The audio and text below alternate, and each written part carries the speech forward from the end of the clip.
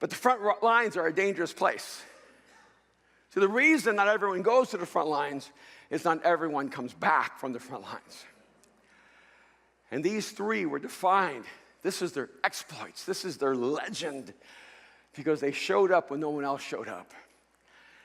And they moved toward the front lines. And what I've discovered in my own life is that if I'm living in the realm of safety, I have no need for God in my life. If I'm living my life protecting myself by predictability and safety and comfort, there is no need for the extraordinary of God in my life.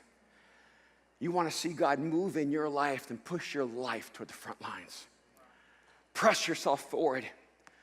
Step into that space that terrifies you and ask God to meet you in that moment.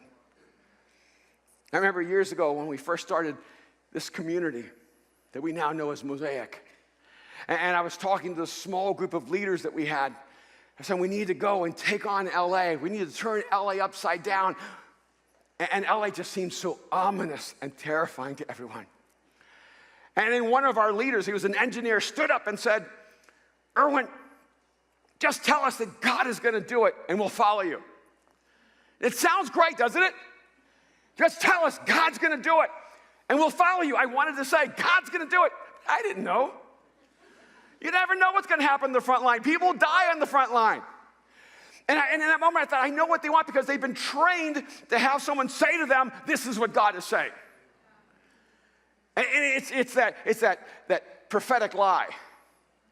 We act like we're speaking on God's behalf. And I just couldn't do it. I couldn't say, yes, this is what God's going to do. But I just looked at him and I said, I have no idea if God's going to do this. In fact, I don't even know if we're going to succeed. I don't even know if we're going to survive. I was elevating so much faith in that room. You cannot know how inspired people were in that moment. So all I can tell you is that we must do this.